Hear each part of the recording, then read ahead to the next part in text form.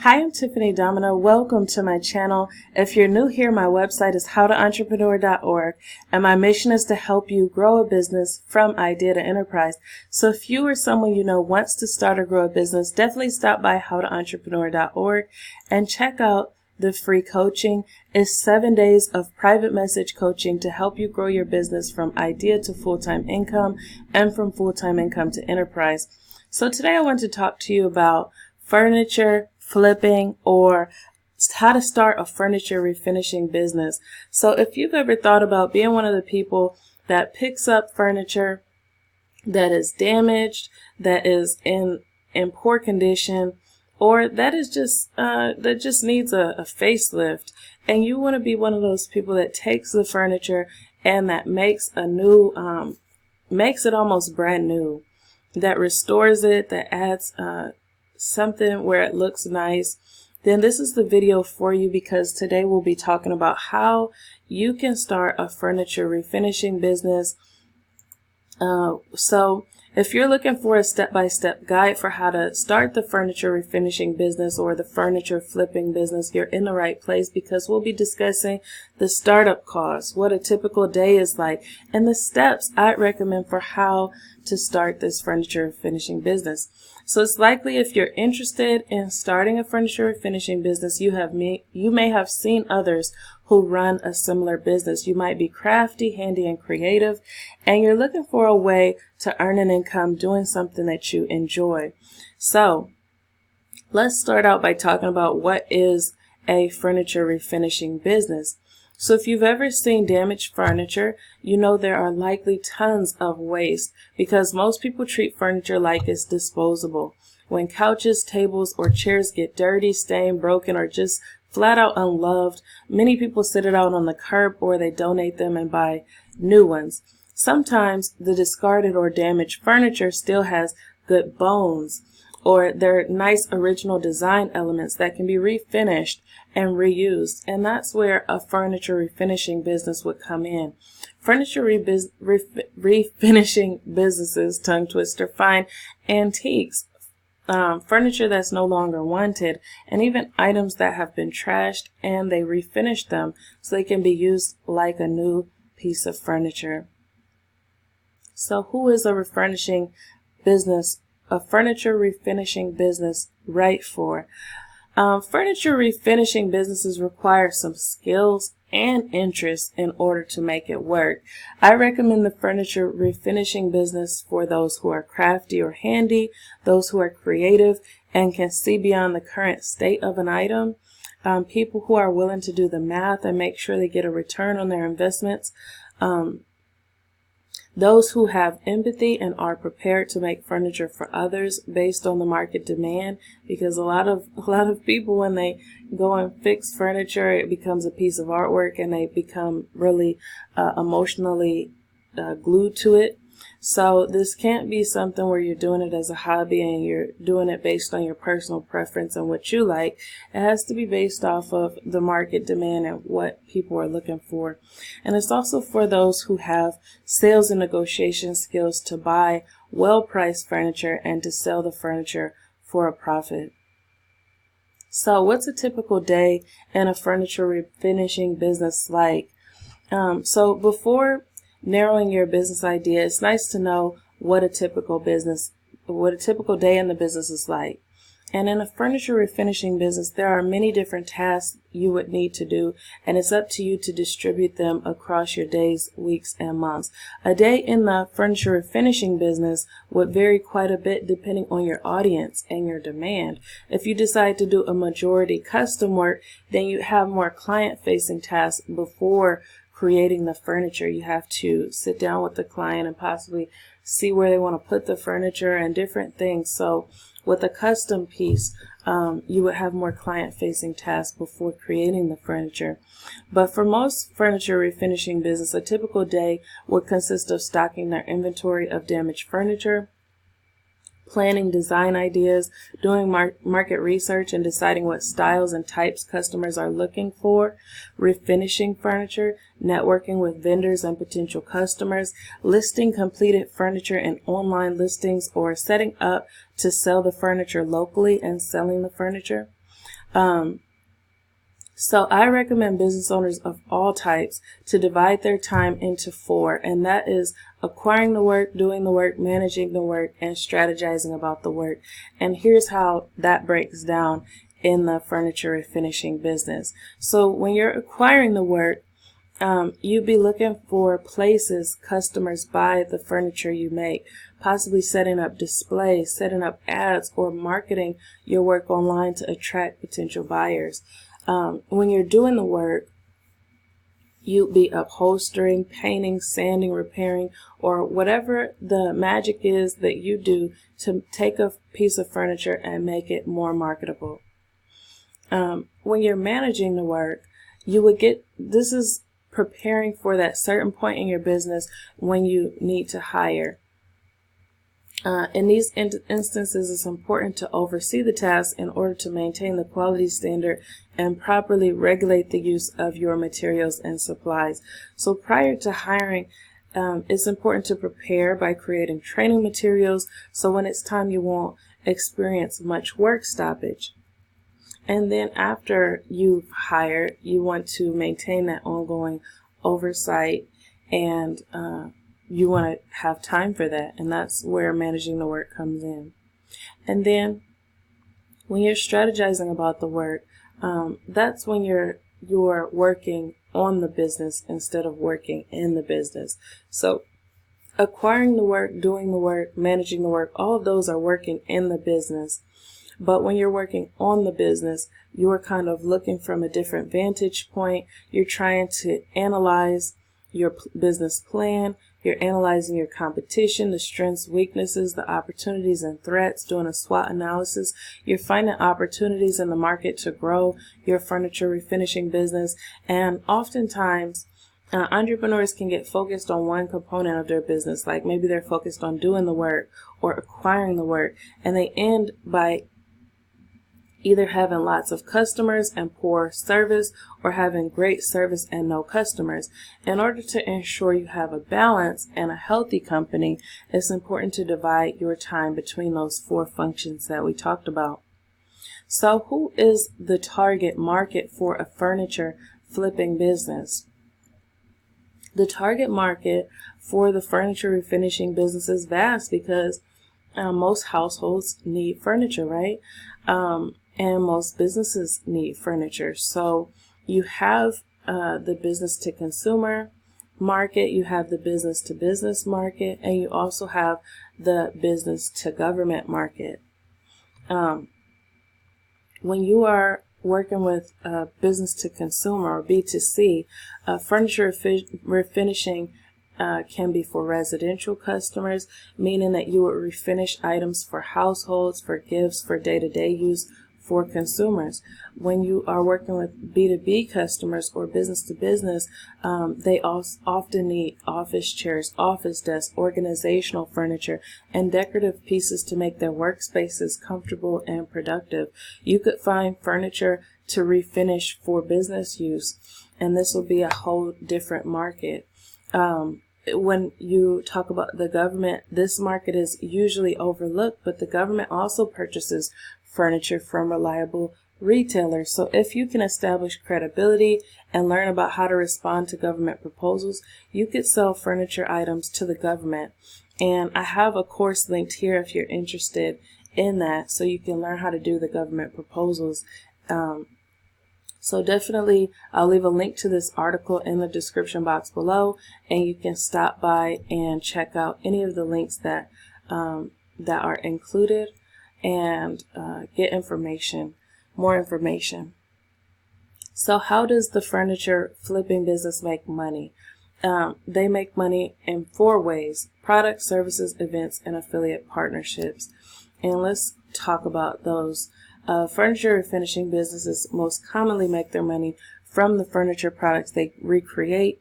However, there are also other streams of income that can be added. They can also create digital courses on interior design topics, furniture refinishing, recycling, green living, or other topics that would be relevant and helpful to their ideal customer. They could also sell products that would help with caring for their products, like furniture cleaner, furniture protectors, and other things like that. In terms of services, in addition to products, furniture and finishing businesses can make money by selling their services. They can choose delivery options for their furniture to add convenience. They can charge consulting fees when they're working on custom pieces. You can teach live classes, do speaking engagements, or even offer maintenance on furniture. There are many more service options you can do if you just take some time and brainstorm a little. Then when it comes to events, furniture refinishing events can be a lot of fun. A lot of people are going to places where you create artwork and things like that. So learning how to refinish furniture could be a really fun event, something that people might gather to do. You can have events to showcase your furniture. You can have competitions to challenge others in your industry. You can have networking events. You can do some really cool events that help bring brand awareness, sales, and collaborations. There's a lot you can do in the event space that can add another stream of income for a furniture refinishing business. And then affiliate partnerships. So with continued work in your business, you will likely find yourself referring customers to other vendors. For example, maybe you specialize in residential furniture, but you have people who come every now and again who want commercial furniture. Or maybe you specialize in leather furniture and you find yourself referring customers to a special leather cleaner. Instead of simply referring the customers for free, you can negotiate an affiliate agreement with the vendor and get paid for your referrals. There are many companies who have formal affiliate agreements in place, and there are affiliate networks who help companies to get affiliate programs in place as well. You can also work with affiliates to sell your products and services and become the merchant. So there are lots of different things you can do in the space of affiliate marketing or influencer marketing. And if you're interested in learning more about affiliate marketing, that's an area I specialize in. And my #1 recommended training is Wealthy Affiliate. And I offer you 7 days of free coaching right here. If you go to howtoentrepreneur.org/business framework, you'll get the business framework as well as 7 days of free coaching, an invite for that. And I'd really love to work with you. So what is the growth potential in a furniture refinishing business? Since most households buy furniture and there are very few schools who teach furniture refinishing, there's huge growth potential for entrepreneurs who take up the furniture refinishing business, and likely not that much competition. So if you take the time to hone your trade, you could compete with retailers of new furniture and refinished furniture and create for yourself many market advantages. So what are the skills you'll need to make a furniture refinishing business work? So to make a furniture refinishing business work, you need skills like the ability to see past current flaws of a piece of furniture and creatively form a marketable vision for it. The ability to do market research so you can stay aware of what customers are looking for. You need marketing skills to consistently bring in customers or retain existing ones. You need sales and negotiation skills, math skills sufficient to create a budget, track your spending, and make prices to ensure you make a profit, and basic legal skills so you'll know when to create contracts, when to seek an attorney, and how to enforce breaches. So many of the skills required to run a furniture finishing business can be picked up at Udemy. If you go to howtoentrepreneur.org/Udemy, that is my referral link, so I would receive a commission at no additional cost to you. But they have lots of great courses on professional skills there at Udemy, even some specific to starting a furniture refinishing business. So if you're interested in this specific course, I have the link here in the article, so definitely stop by and check that out if you're interested. So what are the costs involved with a furniture refinishing business? So starting a furniture refinishing business can be a very low-cost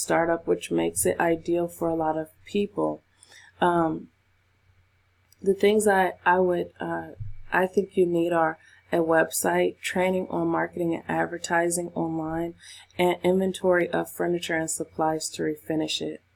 The website and training costs $359 at Wealthy Affiliate. That's my #1 recommended internet marketing community, and that's where I personally create training and coach entrepreneurs.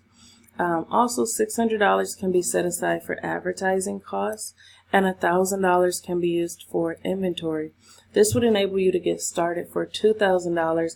Then as time goes on, you can continue reinvesting from your sales and growing the business. So, what are the steps involved in starting a furniture refinishing business? So these are the steps that I recommend. #1, you want to validate your idea. So if you're currently interested in the furniture refinishing business, it's likely you may enjoy refinishing furniture, but you may not currently be doing it with the market's demands in mind. You might just be doing it at home, taking a piece of furniture and making it look nicer.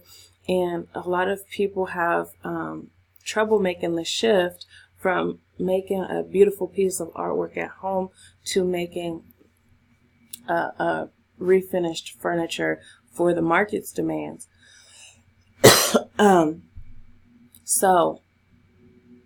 But when it's time to scale into a business, which is much more disciplined, they might not enjoy it as much. So I suggest that you try it out, try whether you enjoy furniture refinishing as a business, and validate your idea. When you're done with this phase, you should know whether this business model will work for you and whether you can produce enough to meet your financial goals. I think you can, but it requires discipline. Sometimes you'll have to do things you don't necessarily want to do because that's just how it goes. So you're in the service of other people when you're in business. #2, prioritize your business. So once you've validated that the concept can work well for you, then it's time to make the business a priority. You have to set aside the time and the money for the business. #3, build your brand. So when you start out, no one will know your business exists. So it's important to begin establishing a reputation or a brand for your business. You'll want to choose a color palette, logo, and standard that will stand on its own. So when people see or hear of your business, they'll want to do business with you. #4, you want to start getting leads and traffic. So once you have your idea validated, your business prioritized, and your branding aligned, it's time to start your sales pipeline by prospecting and attracting potential customers. And the internet is a great tool for filling your sales pipeline and attracting ideal customers to your products, which is why I recommend you get a website and have money set aside for advertising as a part of your business startup costs. So again, you can get started with that training and with the coaching right here at HowToEntrepreneur/Business Framework. #5, you can also convert the traffic into customers. That's the next step. So once you start attracting customers to your business, you'll notice emails, website inquiries, online sales, and even people stopping by if you have a local store. So if you don't have a process in place, you can have a bottleneck where you have more interest than you can service. And that's why it's important to pre-plan the conversion process to ensure you can satisfy the customers when the demand grows. #6, form your business legally. So once you're getting consistent sales, then it becomes more of a liability issue and you'll be subject to higher taxes if your business isn't incorporated. So I recommend you incorporating after you have proof of concept in terms of sales. But if you decide you're ready to stick it out with the business prior, then definitely go for it. I recommend Swift Filings as my #1 place for incorporating online, and you can see why in my Swift Filings review. If you're interested in checking out Swift Filings, I have a video and a written review on them so you can see the pros and cons. If you want to just stop by their website, then my referral link is howtoentrepreneur.org/Swift Filings, SWYFT, Swift Filings. So Number 7, organize your books. So as your sales pick up, it's important to organize your finances. You'll want to make sure to do a business budget, to track your income and expenses, and to use tools that make it easy for you. There's 2 tools that I most commonly recommend, and that's either QuickBooks or FreshBooks, depending on the business type. And you can definitely check out my reviews to see which one might be more appropriate for you. Or you can go to howtoentrepreneur.org/QuickBooks and start with the free trial on that. You can also go to howtoentrepreneur.org/FreshBooks and check out the trial on FreshBooks. Then you can kind of see for yourself which one would be most suitable for you. Number 8, get your office supplies. So in addition to organizing your finances, you'll also find that you'll need ways to scan documents, to fax documents, to maximize your productivity in your workspace. And so similar to shopping for school supplies, you'll need to shop for office supplies to ensure you're able to work at your workspace productively. So I have 23 best home office supplies every entrepreneur needs. It's a list. I also have some reviews here that I think are helpful because these are some common office supplies that a lot of entrepreneurs use. So G Suite is where you can get your custom email address. You can also have a custom business phone number. You can also have storage for documents and different things.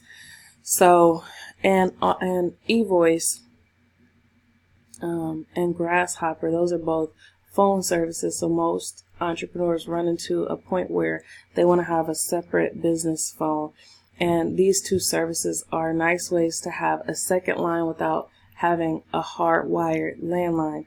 So definitely check those out if you're interested in that. Number 9, you want to systemize your process. So once you're in operation for a little while, you'll start to see patterns in things you do. Maybe you send out invoices the same way. Maybe you have a frequency for blogging or setting up ad campaigns. Maybe you have a specific way that you like to refinish chairs.